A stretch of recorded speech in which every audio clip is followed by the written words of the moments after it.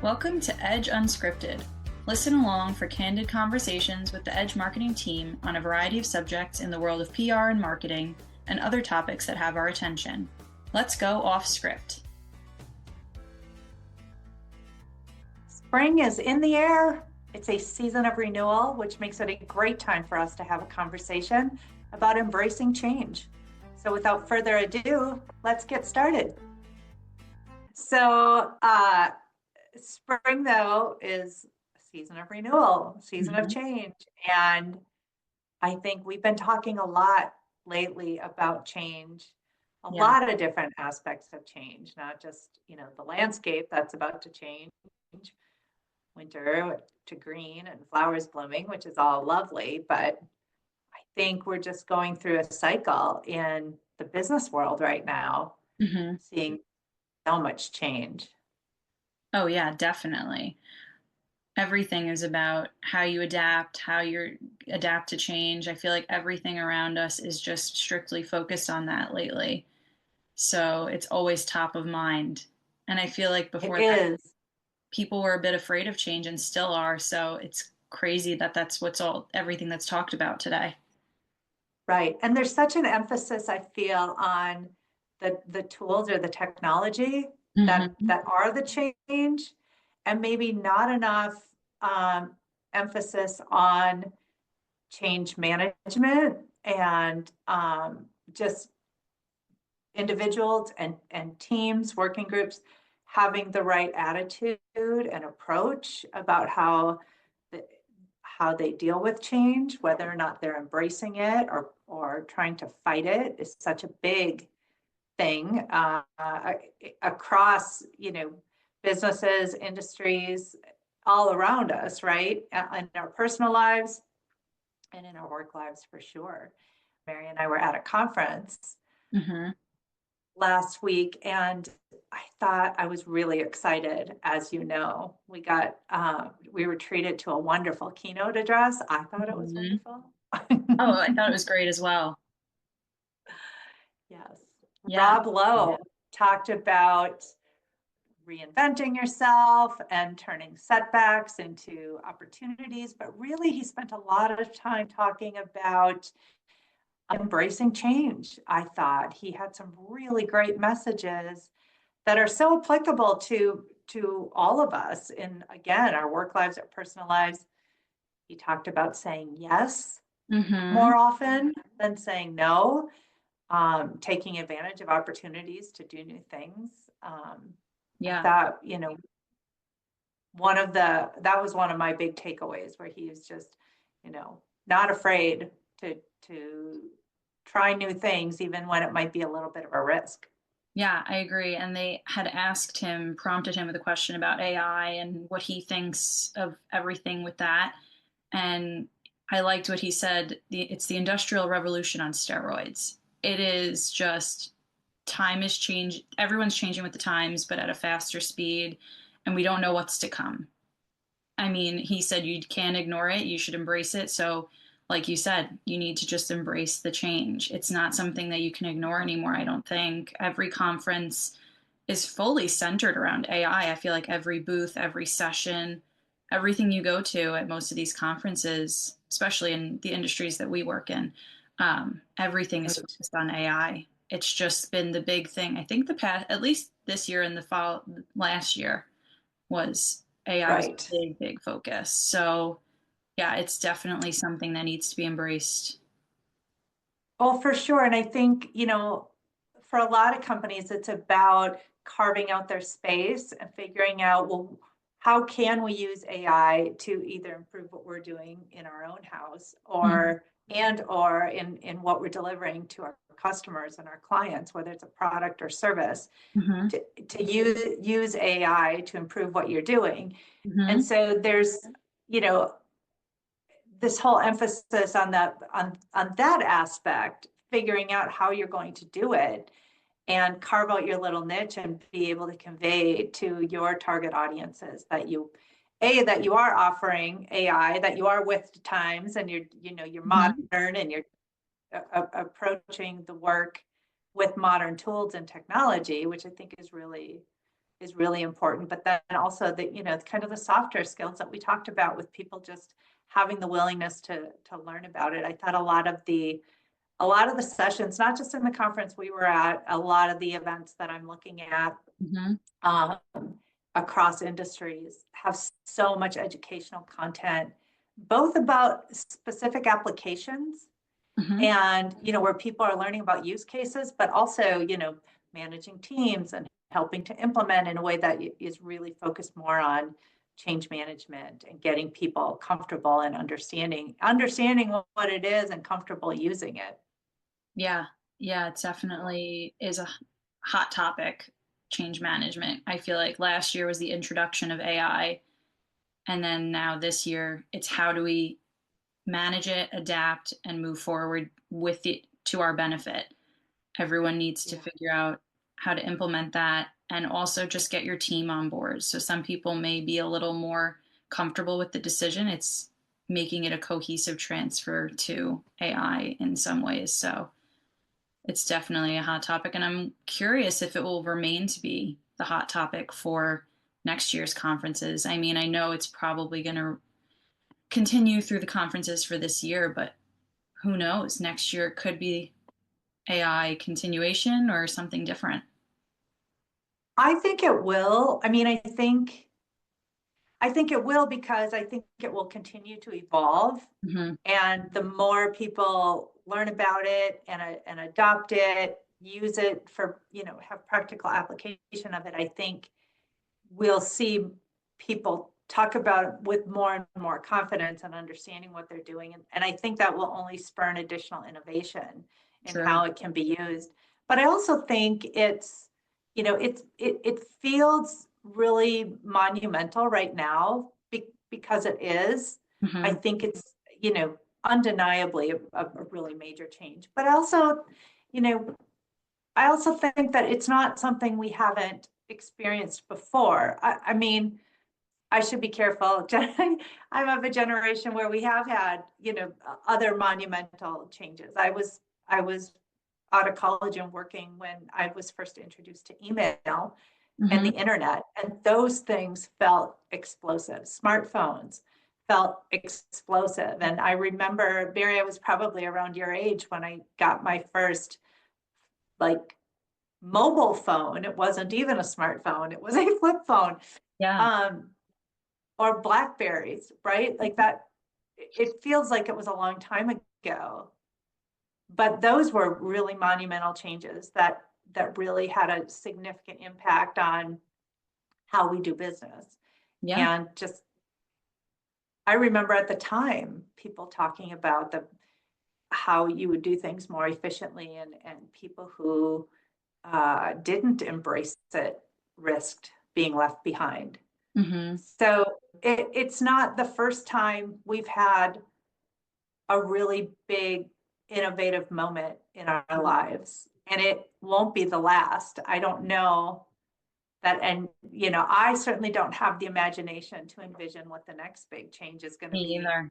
20 years from now, but Exactly. there will be something, right? Yeah. It's just time is with time, I think everything is moving more rapidly now than it was a few Yeah. years back. So it's just, you never know how quick things will change again. But I agree. I do think AI will continue to evolve and change, and we'll just have to keep learning as it does. So it's Yeah. just And I about. think it's really, keeping that open-mindedness and a Mhm. positive attitude, no matter what it is, because I think this whole idea, you can't fight it. So No. you have to just get on board, and you don't want to be in the camp that's being dragged along, kicking and screaming, because that's not Yeah. going to be helpful to anyone, right? I mean, I think, and it's all around. We see it. It's not just about, um, using AI in our lives, right? It's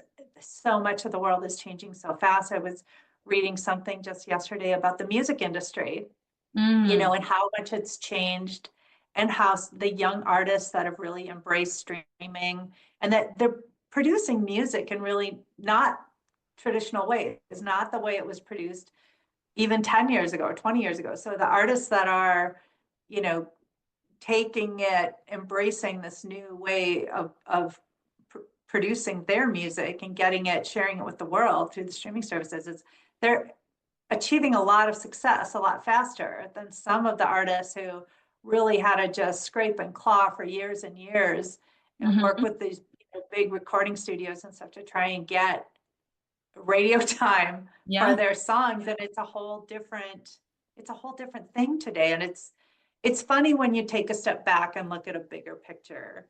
Oh, yeah. And that's something else that Rob Lowe talked about when he was saying how he was a movie star in the 80s, right? He was Mhm. somebody who was on the silver screen. He was in all these prominent movies. That's what people really knew him for. And Exactly. he took kind of a risk by deciding to do a television series. And I remember him talking about how some of his movie star friends were like, buddy, what are you doing? That's not going to be good for your career. And Yeah. and I don't know if it's because he had the foresight or some good luck or was just willing to take the risk at the time. And what did he say? He's consistently been in a television series every single year for like the past 20 plus years. Yeah. Yep. Amazing. And even recently, it's a game show, which Yeah. Yeah, very, he talked very about off that. brand for him. And I've been seeing that game show everywhere.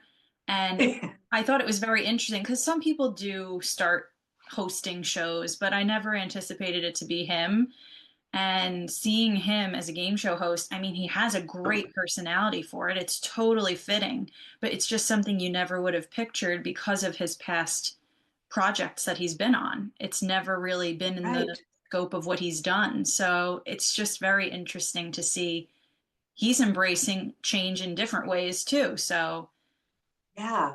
And it was that mentality you talked about, was saying, yes, we got this opportunity. And it was mhm. like, wait, what, a game show? Well, why not? Right? Like, Yeah, there's why say no to it? Don't, pigeonhole yourself into something because great it's point. what you've always done.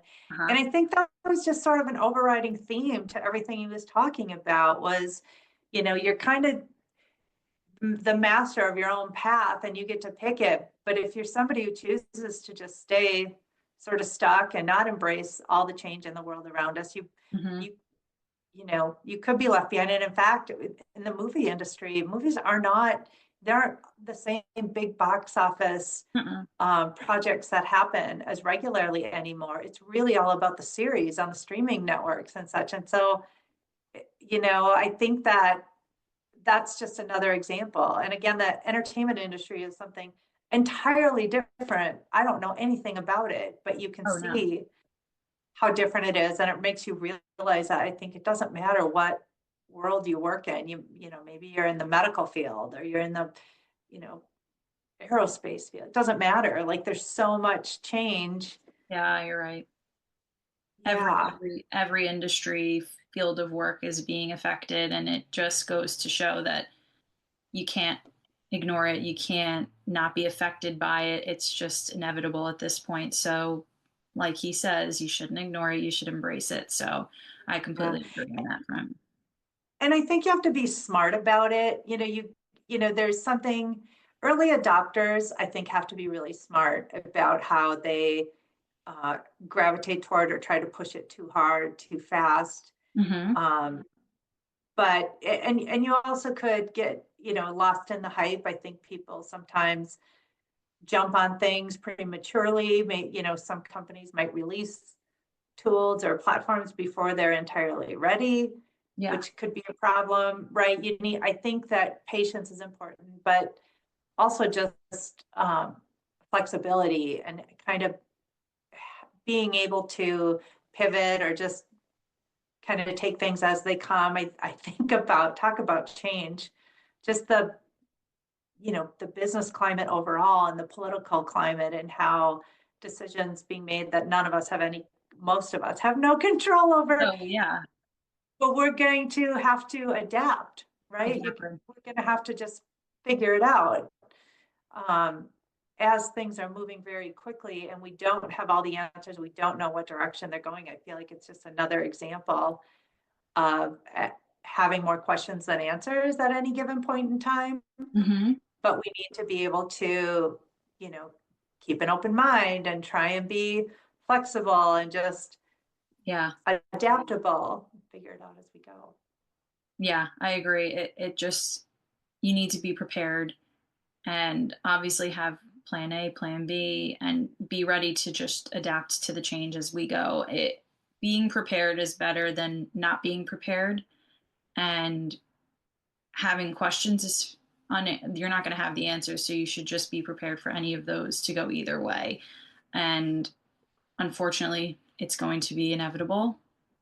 Depending, doesn't matter which direction it goes. So embracing the change and being prepared is the best thing that you can do at this point in time. But like you said, being flexible with your expectations, you can't just assume anything right now.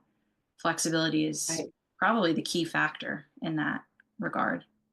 I think you're right. And I think the other one that I try and remember is like we all should be open and willing to learn new things, but at the same time, I think use it as an opportunity to really lean into what your skills already are and how you can apply them to something new. I was thinking about Mm-hmm. this the other day, just with regard to how much our world as communicators has changed in the world of marketing and public relations. It looks so much different Oh, from what it yeah. was a few decades ago. The channels that are at our disposal and the types of content and multimedia and things that are at our disposal to that we use to communicate with people, it's all looks so very different. But that doesn't mean that all of the underlying principles behind it have changed. Yeah. So if you're somebody who has spent your life as a copywriter, and maybe you wrote long form content, or maybe you were a copywriter in an advertising agency, or you know where you were producing different types of output, all of those skills are still applicable. The general principles that informed how you did what you did Mm-hmm. are largely still the same. You might just now be writing posts for social media channels, or you might be writing, maybe it's some other kind of content that's digital and not print media. Mm-hmm. Things like that, where I think that you can again kind of lean into what your skills are, what you're really good at, and figure out how to apply them in the modern world of marketing communications, because it does look different, but what we're trying to achieve is largely still the same, I think. Yeah, you still have the same end goal. It's just how you use those skills. And I completely agree. I mean, even with our clients, lots of publications are now online. I don't know many print left. I feel like I don't even know if I've read a newspaper in the past few years. Everything is so digital. And then social media, you're right. You can totally use those skills. It is, your skills are versatile. It's just how you use them. And you're totally right. It's taking that and applying it to the change that is happening. Yeah. And really, I think recognizing where do we actually do have room for improvement in so many Mhm. ways. I think about marketing automation systems, right? Like the data we're able to capture and how we're able to leverage it to work a lot smarter, Mm, to do a lot of segmentation with what we're sending out to our various audiences, which is so much better for our clients, for our yeah. contacts, for whether you're consumers or you're in business, the people that we're aiming to reach. If the if the people driving the marketing engines behind it all are smart and know what they're doing, they should be segmenting what you get and who you get, so that you're not inundated with a bunch of information and messaging that is of absolutely no value to you. So leveraging some of those automation tools that are out there today is so important, because it's really going to make you stand out from your competitors. If you're the organization or the company that's only reaching out to people when it's relevant to them, or with offers that are relevant to them, you certainly will stand out more than the ones who are inundating audiences with a bunch of meaningless stuff. That's where I unsubscribe, Yeah. constantly unsubscribing to things, thinking, where did these people get my information? I think if you're a company that's using it wisely, using the data you have to reach people in a smarter way, and certainly AI can be a part of that. It's very smart. It's Yeah, called intelligence for a reason, right? true. And you can even take the same message you're trying to get across, but change it a bit to tweak it toward that audience. So you can segment the same prompt message that you want to send out, but gear it more towards them and get a reaction out of that as well. So selling something, you can sell something and just message it differently to a different audience, and it can totally change the outcome just by tweaking it to Right. that audience and segment. So, which has always been a thing, but like you said, with technology, it's much easier, and automation, it's much easier to do that than it would have been 10 years ago. I mean, Right. everything has automation now and intelligence and reporting. And I feel like everything I do it has cookies too. Everywhere I go, it asks if I want to use cookies and accept that, or you know what I mean? You can collect data and segment so much more easily now with all of the technology advances. So it's very interesting to see everything come Well, into. and and don't be afraid to use the, testing that's available, right? So you can Oh yeah. test different messages to different audiences so that as, to your point, Mary, as you're tailoring those messages to the different segments, test them out. Do A/B testing as much as you can to figure out what are the headlines that get their attention? What generates clicks? What gets them to engage and follow through on that call to action that you put out there. you know, Take the time to figure out what's working, and you Mhm. can use all of that data so much. I mean, what we have at our fingertips today to market to people is so much smarter and so much more efficient, can be so much more impactful than Oh, anything I ever imagined when I started doing this kind of work so many years ago. It's such an entirely different thing. And also not being afraid of multimedia channels. I think a lot of people still shy away from audio and video content because I don't like my voice, I don't like how I look on camera, or that video is too hokey if it's done, if there's some animation with it or whatever. And yeah, there's a way to do it well and make it really professional, but don't let perfect be the enemy of the good or the good enough. Or sometimes it's just good to get out in front of the people that you want to talk to, yeah, and it feels a lot more authentic when you just feel like you're real and you're not AI generated everything, right? You oh, want it to be honest and authentic as much as you can. for sure. And you can always work on perfecting and seeing what works with the testing and everything like that. Perfection will come, or almost perfection will come. It's just testing that out and putting out there what you think you need to just to get started. There needs to be a starting point for something every time you do anything new. You have to start somewhere. So just getting out there and doing what you think is best for the time being, perfection will come with that over time. You know, that's such a good point because I just was reading a thing about, I think OpenAI is looking at introducing another version, a new Oh my chat goodness. GPT or something. And one of the people who was talking about it made an interesting point. They said, where people are still afraid of it, or they're kind of waiting to Mm-hmm. to see more use cases. They're waiting to see what's going to be next, or to have more validation about how it can be used for them. And the person was just making the point that you really have to stop waiting and being afraid of it, or waiting for that perfect Mm-hmm. version to come along, and that the best thing to do is just to sort of dive in and start playing with it. You're not going to learn how to use it. You're not going to figure it out and understand the best applications for your personal needs until you actually just roll up your sleeves and get in there and start using it and understand it and figure out all the ways that it might be relevant for you. And the more you get in and just sort of play around with it, the Mm-hmm. more you'll be able to find those practical applications and find efficiencies in your work by taking advantage of those tools that Yeah. are there. Yeah, you're right. It's just being hands-on is the best way to learn, I think.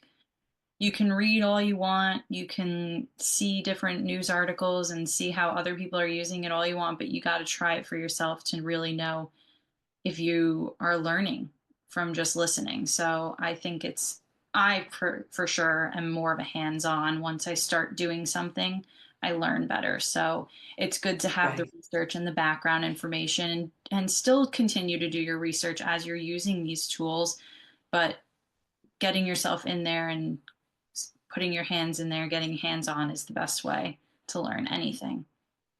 I totally agree. And I think that is, just kind of the a whole part of embracing it, of Mm-hmm. whatever it is, whether it's the change of AI or, almost anything else, like really embracing it really requires that you kind of roll up your sleeves and get in there and start,